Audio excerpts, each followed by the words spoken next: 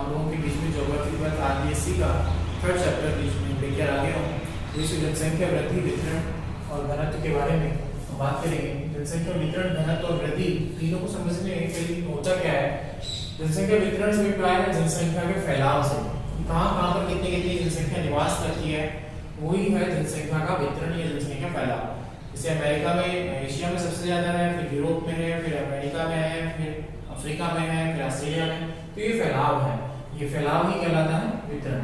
तो जनसंख्या, विश्व जनसंख्या के बारे में देखें तो विश्व जनसंख्या के असमान वितरण का प्रतिरूप जो हम देखते हैं वो कौन से हैं। तो विश्व की 2/3 जनसंख्या यानी 2/3 भाग है वो निर्जन प्राय है और उत्तरी गोलार्ध में 85% जनसंख्या निवास करती है।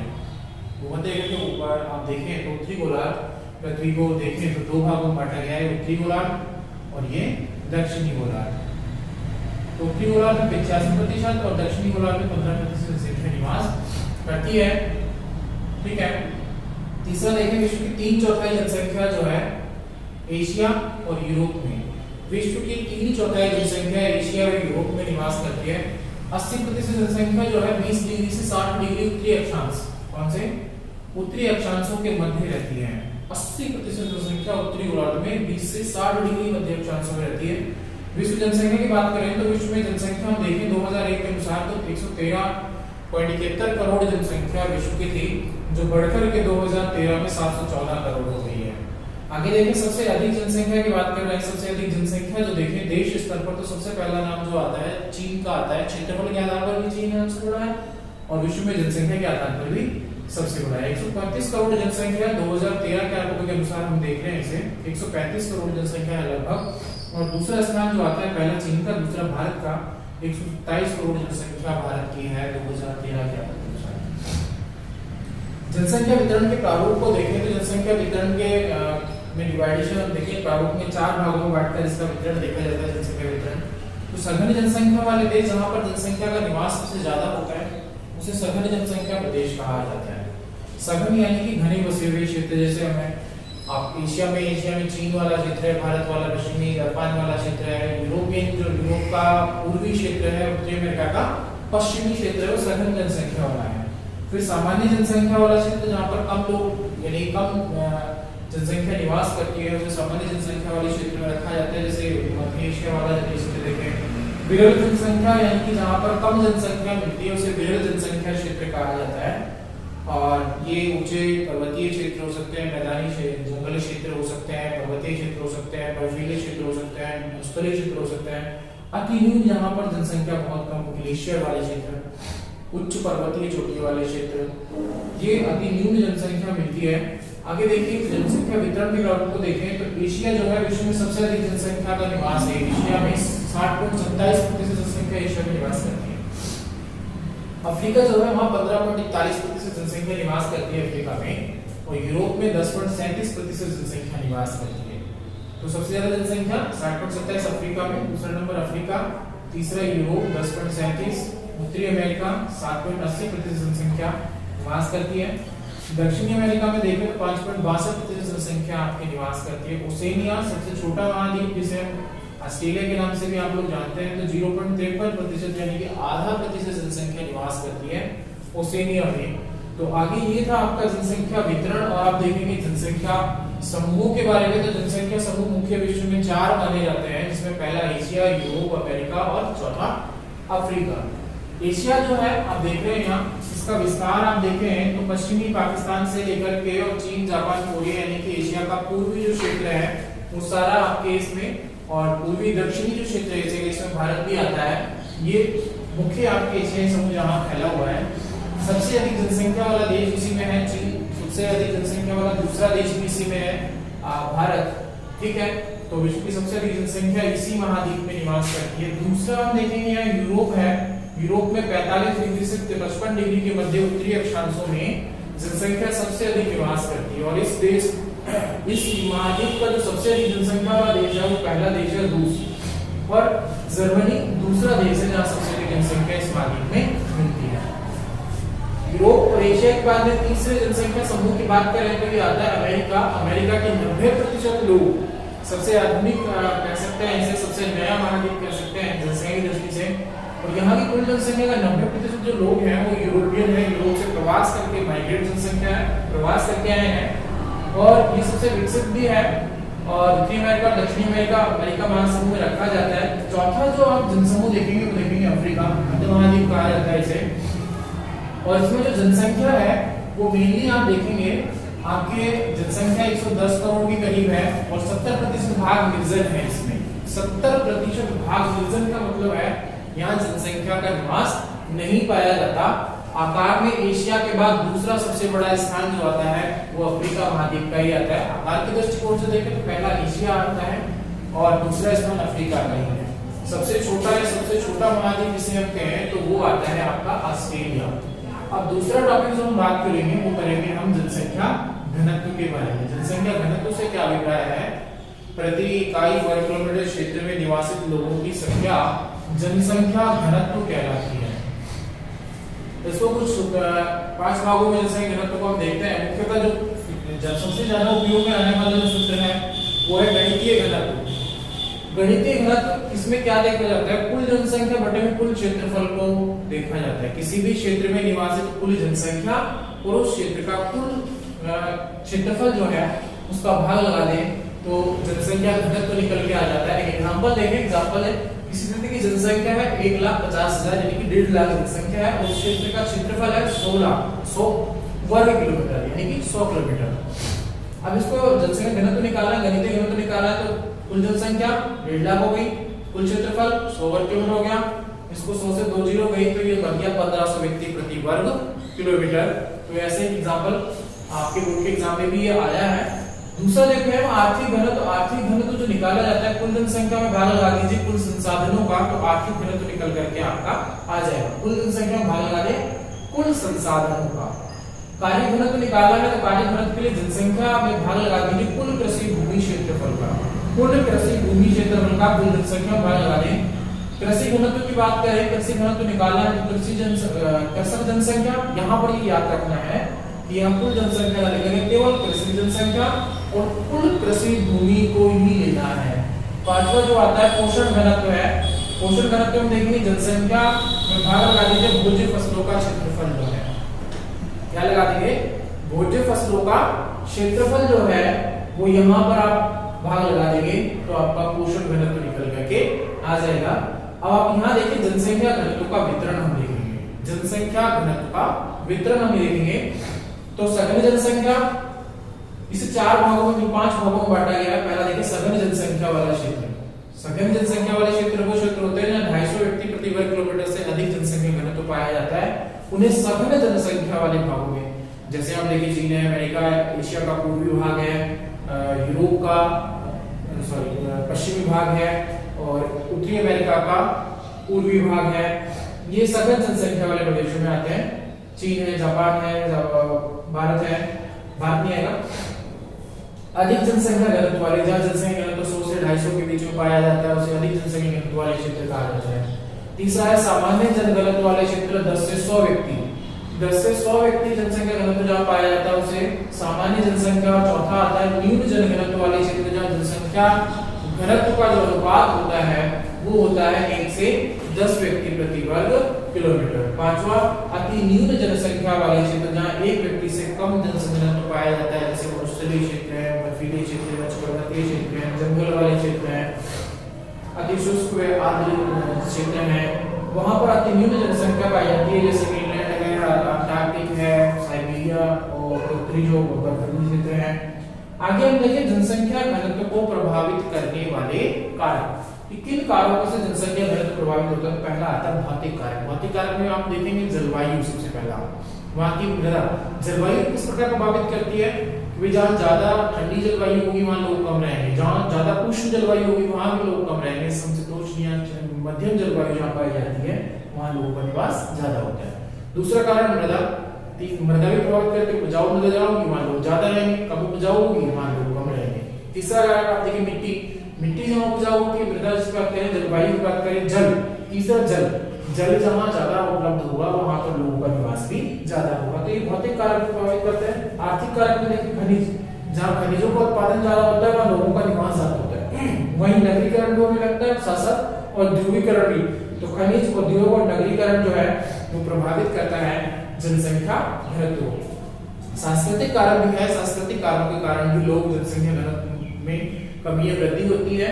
राजनीतिक कारण भी है जिनके कारण जनसंख्या घनत्व प्रभावित होता है। जैसे राजनीतिक कारणों बात करें, भारत पाकिस्तान विभाजन, भारत बांग्लादेश विभाजन, तो लोग एक स्थान को छोड़कर दूसरे स्थान पर चले गए, तो ये सब आता है आपके जनसंख्या घनत्व को प्रभावित करने वाले कारण। आगे हम देखें जनसंख्या वृद्धि किसे कहते हैं, तो जनसंख्या वृद्धि के बारे में हम डिस्कस करेंगे।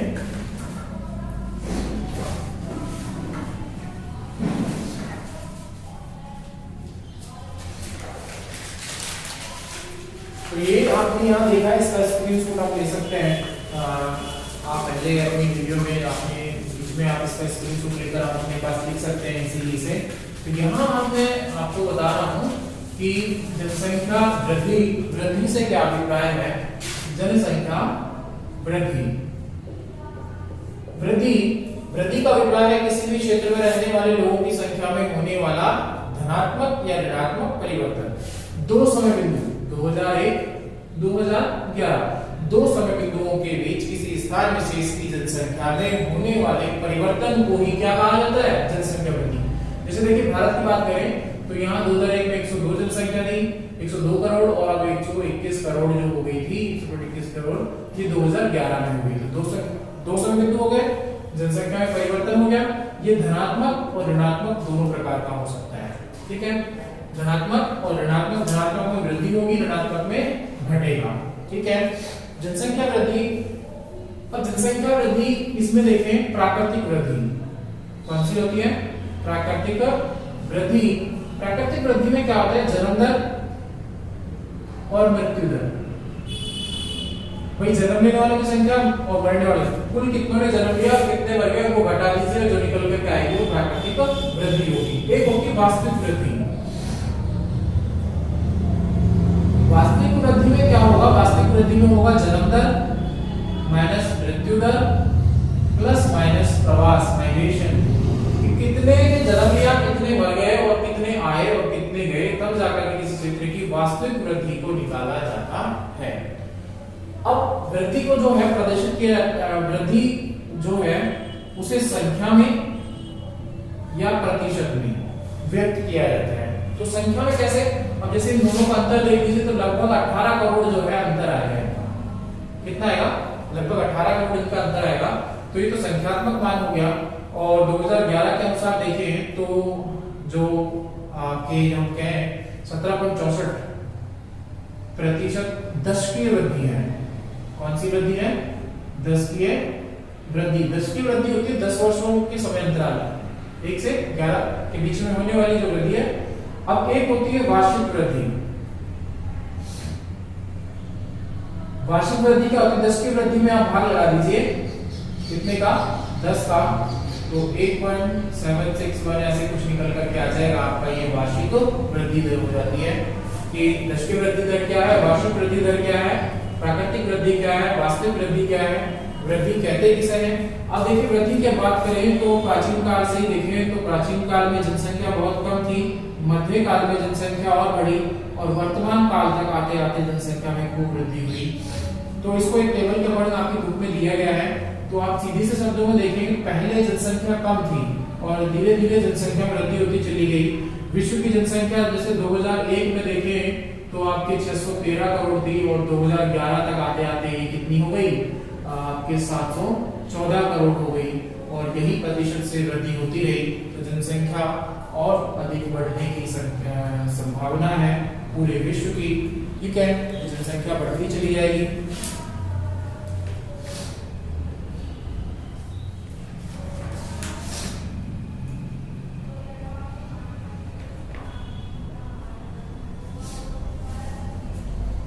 अब देखिए इसमें जनसंख्या वृद्धि के कारण, जनसंख्या वृद्धि के कारण किन कारणों से जनसंख्या वृद्धि हो रही है। तो कारणों में सबसे पहले देखिए मृत्यु दर में गिरावट। मृत्यु दर जो है लगातार गिरती जा रही है और मृत्यु दर में गिरावट के कारण ही जनसंख्या वृद्धि हो रही है। दूसरा देखिए खाद्य पदार्थों की निश्चित आपूर्ति, खाद्य पदार्थ जो है वो निश्चित उनकी आपूर्ति हो रही है, इसलिए भी जनसंख्या वृद्धि बढ़ रही है। चौथा देखिए औद्योगिक विकास हो रहा है नेक्स्ट हम देखें तो वैज्ञानिक और प्राविधिक प्रगति हो रही है, शांति और सुरक्षा की व्यवस्था बनी है, प्रवास हो रहा है, इसके कारण भी जनसंख्या वृद्धि हो रही है। लगातार आप देखें तो जनसंख्या वृद्धि होती चली जा रही है।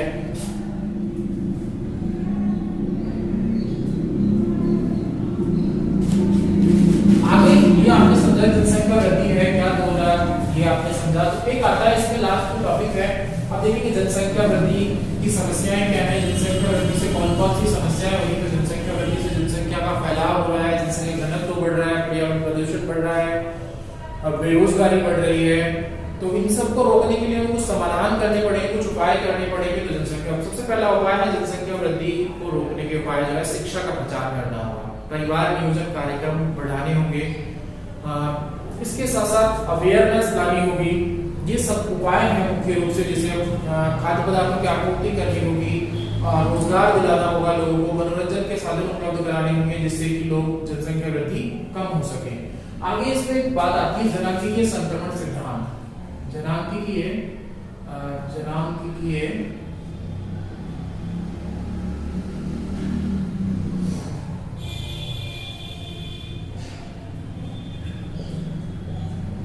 जनांगीय संक्रमण सिद्धांत की बात होती है। ये जनांगीय संक्रमण सिद्धांत है क्या, थॉमसन महोदय ने दिया था, ये थॉमसन ने दिया था इस सिद्धांत का प्रतिपादन। इससे पहले और क्या था, मुख्य रूप से जो वैज्ञानिक पद्धति के रूप में थॉमसन जी ने प्रतिपादित किया। इसमें 5 अवस्थाएं बताई गई। कितनी अवस्थाएं बताई गई, 5 अवस्थाएं बताई गई। और इसमें होता क्या है, जो खेतीहर जनसंख्या है, खेतीहर है, ग्रामीण है और अशिक्षित है। अशिक्षित जनसंख्या जो होती है, ग्रामीण जनसंख्या जो होती है, खेतीहर जनसंख्या होती है, इसमें संक्रमण होता है, जनांगीय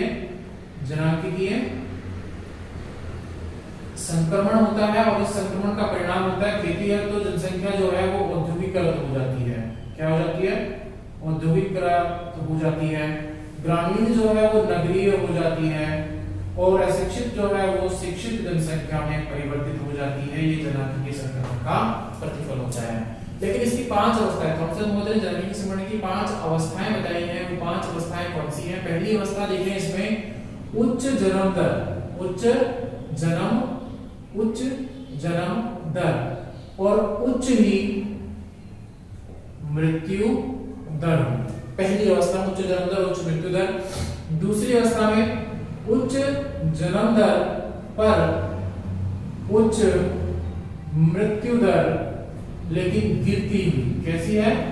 गिरती हुई मृत्यु दर है, कम होती हुई। कारण क्या है? चिकित्सा सुविधाओं के विकास के कारण। तीसरा है उच्च जन्म दर, उच्च जन्म दर लेकिन मध्यम मृत्यु दर हो जाती है। मृत्यु दर मध्यम हो जाती है, यहाँ मध्यम जन्म दर हो जाती है और यहाँ निम्न मृत्यु दर हो जाती है। यहाँ पर निम्न जन्म दर हो जाती है और यहाँ पर निम्न मृत्यु दर हो जाती है। ये 5 अवस्थाएं हैं। इस 5 अवस्थाओं को चित्र के माध्यम से आपके इसमें समझाया गया है। 5, 2, 3, 4 और 5। पहला, दूसरा, तीसरा, चौथा और 5वां। जनांगीय संक्रमण सिद्धांत को चित्र के माध्यम से देखो। पहली अवस्था में जन्म दर, ऊपर वाले हैं जन्म दर को, नीचे वाले हैं मृत्यु दर को। जन्म दर मृत्यु दर दोनों ही कैसी हैं? उच्च हैं। यहाँ पर जन्म दर भी उच्च है, मृत्यु दर भी उच्च है। ठीक है, यहाँ पर लेकिन गिरती हुई है, लेकिन नीचे की ओर गिरती है। जन्म दर तो उच्च है, मृत्यु दर मध्यम हो जाएगी। ये जन्म दर है, ये मृत्यु दर है, ये मध्यम हो जाएगी, मध्य वाले भाग में आ गई है। यहाँ देखें तो मध्यम, अब देखो मृत्यु दर भी मध्यम हो गई है। जन्म दर मध्यम हो गई और मृत्यु दर कैसी हो गई? निम्न हो गई। ये देखो यहाँ पर। ठीक है, 5वीं अवस्था है निम्न, निम्न, और तीनों ही कैसी अवस्था में जाएंगी? तो इसको 3 भागों में यहाँ बांट के देखें, उच्च, मध्यम और निम्न। तो यहाँ मध्यम है, यहाँ निम्न है, ये बढ़ती चली गई। पहली अवस्था में अविकसित देश आते हैं, अल्प विकसित देश आते हैं। द्वितीय अवस्था में विकासशील देश आते हैं। अफ्रीका के देश अधिकतर प्रथम अवस्था में आते हैं जहाँ उच्च जन्म दर, उच्च मृत्यु दर होती है। जनसंख्या यहाँ पर ना तो बढ़ती है ना घटती है, स्थिर अवस्था में रहती है। यहाँ जनसंख्या में वृद्धि होने लगती है द्वितीय अवस्था में। तृतीय अवस्था में भारत भी आता है, भारत तृतीय अवस्था में ही आता है और इसमें उच्च जन्म दर मध्यम, आप देखिए तृतीय अवस्था में उच्च जन्म दर है और मध्यम मृत्यु दर यहाँ पाई जाती है। ठीक है, तो यहाँ जनसंख्या में वृद्धि जो है वो तीव्र गति से होती है, यहाँ पर जनसंख्या घटने लगती है, यहाँ पर जनसंख्या बिल्कुल घटने लगती है। यहाँ विकसित देश आते हैं, विकसित देशों में जनसंख्या में जो है घटने की प्रवृत्ति पाई जाती है। तो ये था आपका तीसरा चैप्टर जनसंख्या वितरण घनत्व एवं वृद्धि, जो आपने समझा, इसमें सारे टॉपिक मैंने आपको कराए। ठीक है, थैंक यू। लाइक करें, सब्सक्राइब करें, वीडियो को पूरा देखें, लास्ट तक देखें, अंत तक देखें।